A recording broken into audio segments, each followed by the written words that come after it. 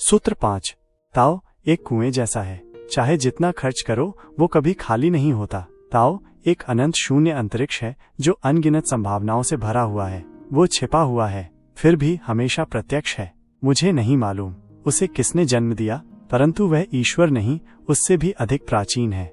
लाओ त्से इस सूत्र में एक और सत्य की ओर इशारा कर रहे हैं जो इस संसार का सनातन सत्य है। जिसने भी जाना है जो सत्य की पुरानी से पुरानी और नई से नई बात है, उन सब का सार वही है जो लाओ त्से इस सूत्र में कह रहे हैं। उस सत्य का सार ये है कि इस पूरे ब्रह्मांड में एक ही चेतन अंश है। उस चेतन अंश को आप आत्मा कहें, ईश्वर कहें या शक्ति कहें। उसका एक अंश विश्व की हर वस्तु, हर मनुष्य, जानवर और पेड़ पौधे में है, और ये सारे अंश आपस में एक दूसरे से अदृश्य धागों से बंधे हुए हैं।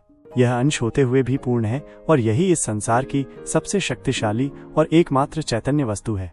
ये तमाम जानने वालों और उस अंश से जीने वालों की बातों का सार है। यह इस संसार का एकमात्र और अंतिम सत्य है। अब हम लाओ त्से के इस सूत्र को समझें। लाओ त्से उस सनातन अंश को ताओ कहते हैं। लाओ त्से कह रहे हैं कि ताओ एक कुएं जैसा है जिसका चाहे जितना खर्च करो वो कभी खाली नहीं होता, वो कभी भी चुकता नहीं है। यह पृथ्वी उस ताओ की शक्ति का खर्च कर घूम रही है। सूर्य उसी ताओ से शक्ति लेकर रोशनी दे रहा है। पृथ्वी और सूर्य लाखों वर्षों से ऊर्जा ले रहे हैं, फिर भी उन्हें ऊर्जा मिलना बंद नहीं होता। चाहे जितना खर्च करें उस शक्ति का, वो कभी भी खत्म नहीं होती। यही उस ताओ की शक्ति का रहस्य है। चाहे जितना खर्च करें, फिर भी ताओ का खजाना कभी खत्म नहीं होता। विश्व में एक ही चेतन वस्तु है जिसे हम ताओ, ईश्वर, आत्मा या शक्ति के नाम से जानते हैं। इसका अंश विश्व की हर वस्तु में है। उसी का एक अंश हमारे भीतर भी है। उस अंश को पाना और उससे जीना मनुष्य का एकमात्र धर्म है। उसके सारे अंश एक दूसरे से अदृश्य धागों से जुड़े हुए हैं। वह अंश सब कुछ जानता है, इसलिए बाहर से कुछ भी ज्ञान प्राप्त नहीं करना है, सिर्फ उस अंश को जानना पर्याप्त है। आप अपने क्षेत्र के महाज्ञानी हो जाएंगे। अब थोड़ा इस सत्य को हमारे भीतर समझें। हमारे भीतर भी उसी ताओ का एक अंश है। उस ताओ के पास अपार ऊर्जा है, प्रेम, आनंद और मस्ती की। हमारे भीतर ताओ की एक अविरल धारा बह रही है, प्रेम, आनंद और मस्ती की। परंतु हम प्रेम, आनंद और मस्ती भी मन से ही करते हैं, इसलिए वो चूक जाती है। हम कुछ क्षणों के लिए आनंद में या मस्ती में रहते हैं, फिर वो आनंद की धारा टूट जाती है। हमें क्रोध या चिंता पकड़ लेती है। हम जीवन में कुछ क्षणों के लिए ही आनंद और मस्ती में आ पाते हैं, वो भी ऊपरी, फिर जल्द ही किसी कारण से वो आनंद की धारा टूट जाती है। लेकिन जिसे हम आनंद समझते हैं वो आनंद नहीं है, वो सुख है। जब कुछ मनचाहा होता है तब हमें उसका अनुभव होता है। जब हमारे जीवन में हमारी कोई चाह पूरी होती है, हमारी कोई स्वार्थ पूर्ति होती है, या हम किसी का अहित चाहते हैं और उसका अहित हो जाता है, तब हमें सुख की अनुभूति होती है। लेकिन हमारे हर सुख के पीछे कोई कारण अवश्य होता है, और कारण से सुख का संबंध मन का है, ताओ का नहीं। इसलिए जैसे ही कारण चूक जाता है हम दुखी हो जाते हैं। हमारे सुख की अनुभूति में हमारी चाह और परिस्थिति की भूमिका प्रमुख होती है। हमारा ये सुख मन पर आधारित है, और मन के पास वो शक्ति ही नहीं है जहाँ से हमें आनंद और मस्ती की अनुभूति हो सके।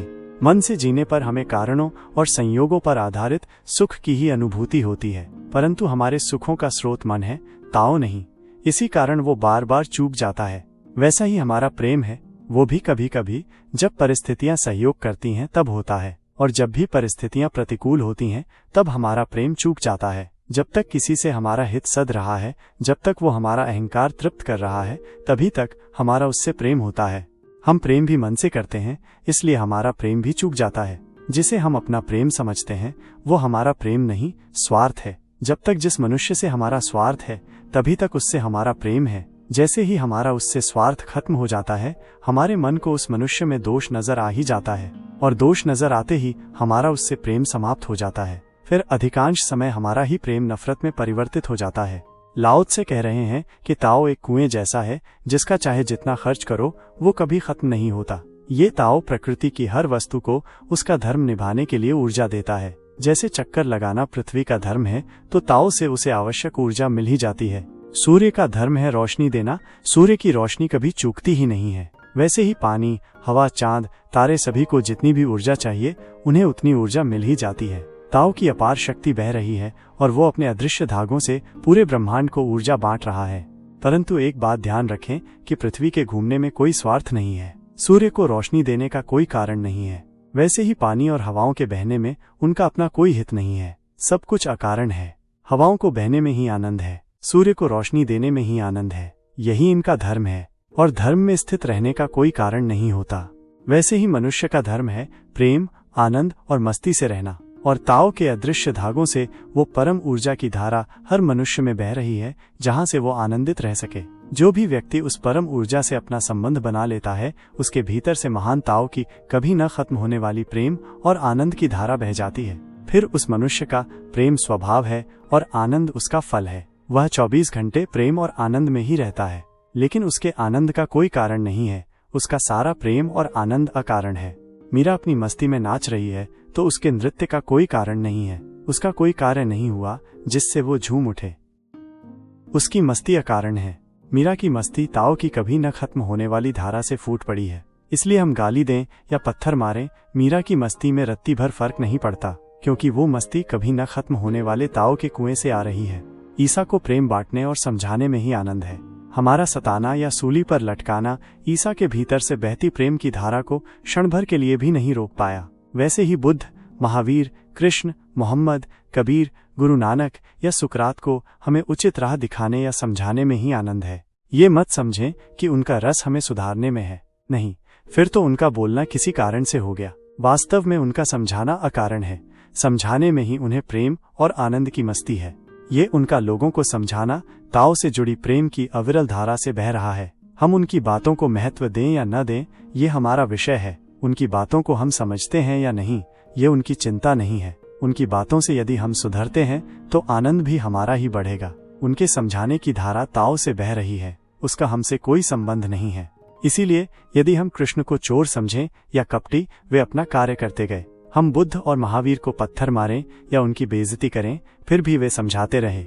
हमने कबीर और सुकरात की जान ली तो भी उन्होंने बोलना बंद नहीं किया, क्योंकि उनका बोलना और समझाना ताओ का संगीत है, वो बजता ही रहेगा।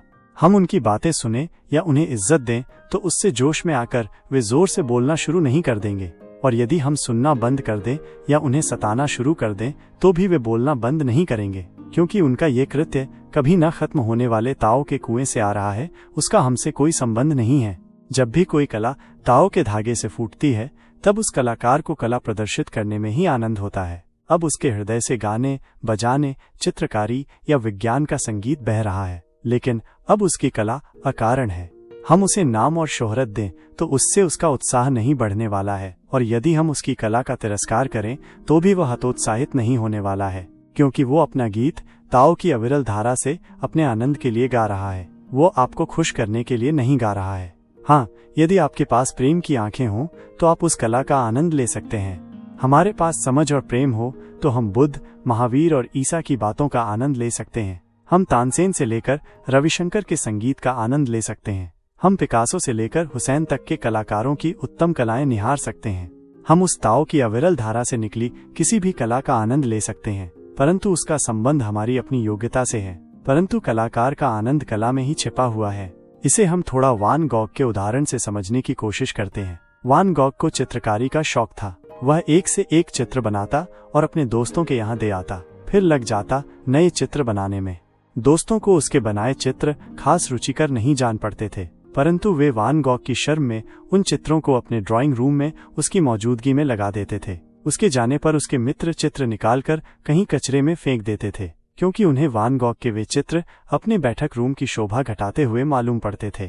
परंतु वान गॉग फिर अपनी मस्ती में चित्र बनाता और फिर से उन चित्रों को अपने दोस्तों में बांट आता। वो भूल ही जाता कि उसकी बनाई हुई पुरानी तस्वीरें वहां नहीं हैं। उस तथ्य की ओर उसका ध्यान ही नहीं जाता। वह तो चित्र बनाकर किसी भी मित्र को दे देता और फिर से चित्र बनाने में लग जाता। न तो कोई प्रदर्शनी लगाता, न ही कभी किसी से अपनी चित्रकारी के संबंध में राय मांगता। उसका आनंद तो चित्र बनाने में ही होता था। उसकी आत्मा तो चित्र बनाने से ही संतुष्ट हो जाती थी। उसके चित्रों की उसके दोस्तों से अनजाने में हो रही लगातार बेइज्जती की तरफ उसका ध्यान ही नहीं जाता था। वह तो अपने चित्र बनाता रहता था। आप भी देखें कभी कलाकारों को ध्यान से, उनमें से आपको कई ऐसे मिल जाएंगे जो बार बार अपनी कला दिखाने को आतुर रहते हैं। वे भूल ही जाते हैं कि पिछली बार आपने उनकी कला पर विशेष ध्यान नहीं दिया था। जो वास्तविक कलाकार हैं वे अपनी धुन और मस्ती में ही रहते हैं। वान गॉग भी उनमें से एक था।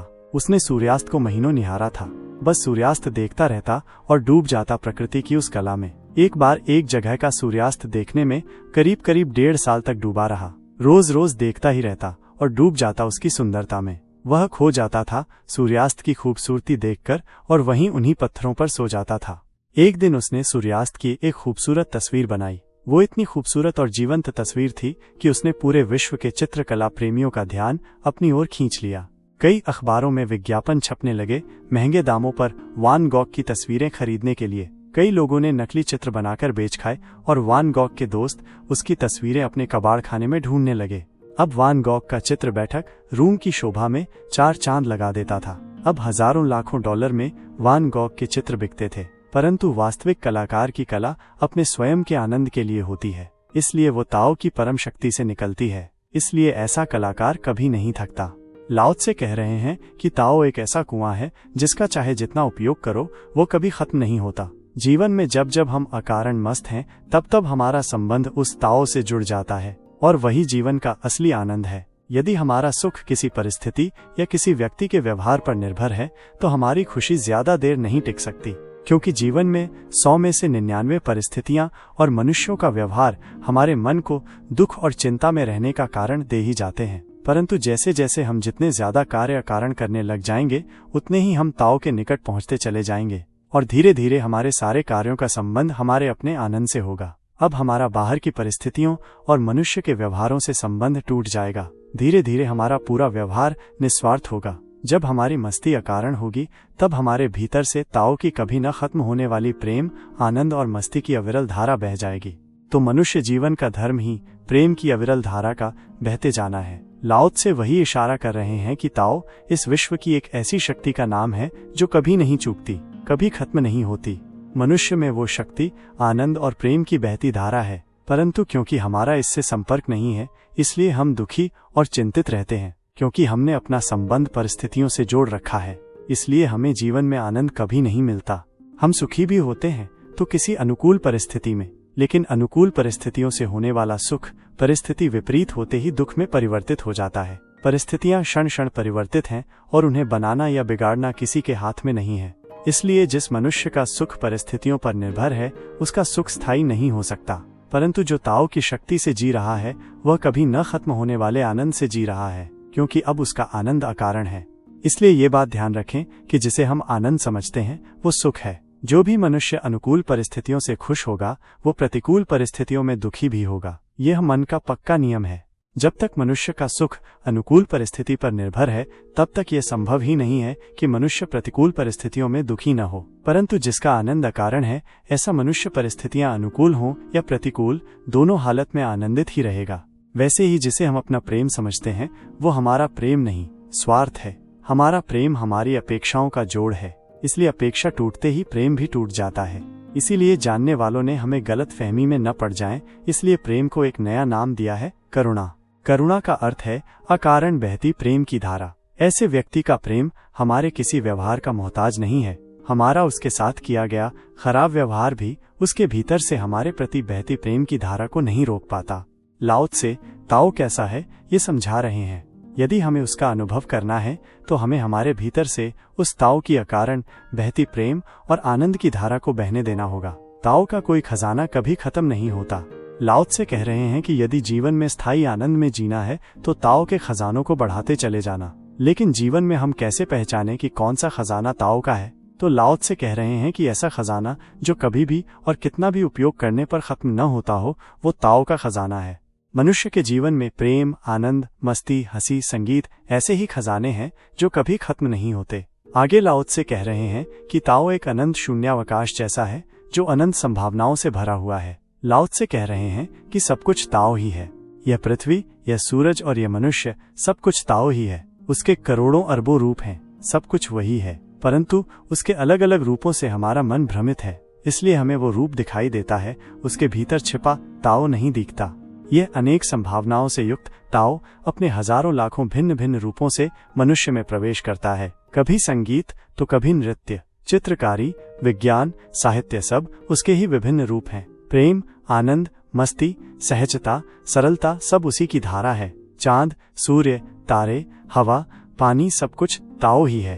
ताओ असीम संभावनाओं से भरा हुआ है। आगे लाओ त्से कह रहे हैं कि वो छिपा हुआ है, फिर भी हमेशा प्रत्यक्ष है, क्योंकि मनुष्य में वो ताओ ही हमारे प्राण है, और हमारे प्राणों से उठा प्रेम या आनंद का कोई भी संगीत उस अप्रत्यक्ष को प्रत्यक्ष कर देता है। ताओ हमारे भीतर हमारे प्राण के रूप में छिपा हुआ है, पर वो हमें दिखाई नहीं देता, परंतु हमारे प्राण से उठा संगीत हमें उसका अनुभव करा देता है। जब तक हम जीवित हैं तब तक वो हमारे भीतर रहता है। इससे हमारा जीना उसका प्रत्यक्ष होना है। फिर भी वो हमारी आंखों, बुद्धि और इंद्रियों की पकड़ के बाहर है, क्योंकि हमें अपने भीतर छिपे ताओ का कोई पता नहीं है। इसीलिए हमें दूसरे मनुष्यों और ब्रह्मांड की हर वस्तु में छिपे ताओ का कुछ भी पता नहीं है। जैसे ही हमें अपने भीतर के ताओ का पता चलता है, वैसे ही हमें हर वस्तु में छिपे ताओ का पता चलता है।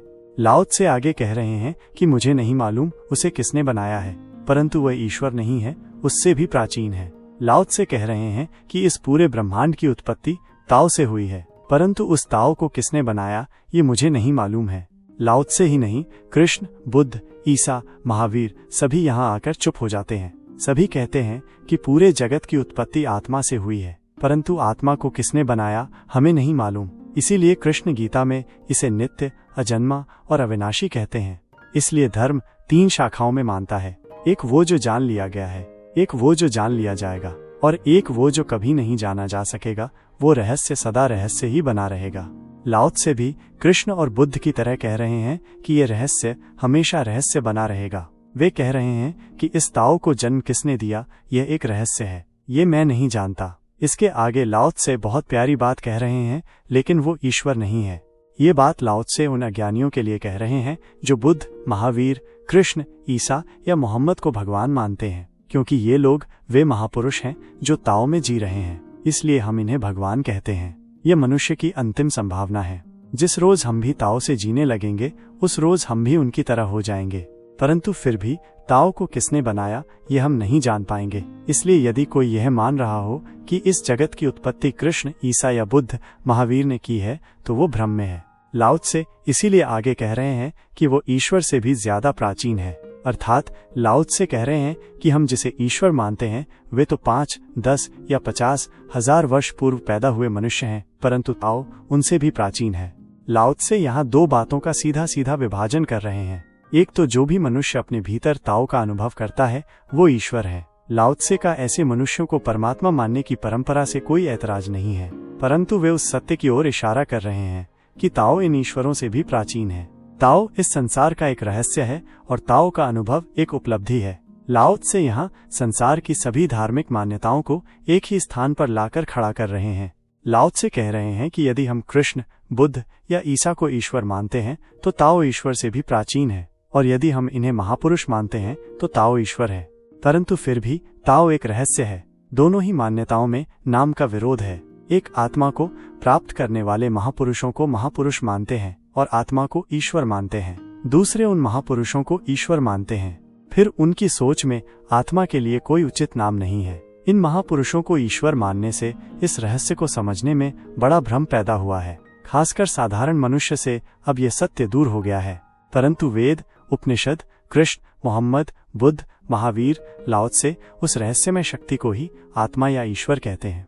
इसलिए सभी की धारणा निराकार ईश्वर की है, क्योंकि इस मान्यता से भ्रम नहीं पैदा होता। परंतु फिर भी जो भ्रमित लोग कृष्ण, ईसा या मोहम्मद को ईश्वर मानते हैं, लाओ त्से उनसे कह रहे हैं कि ताओ उनसे भी पुराना है।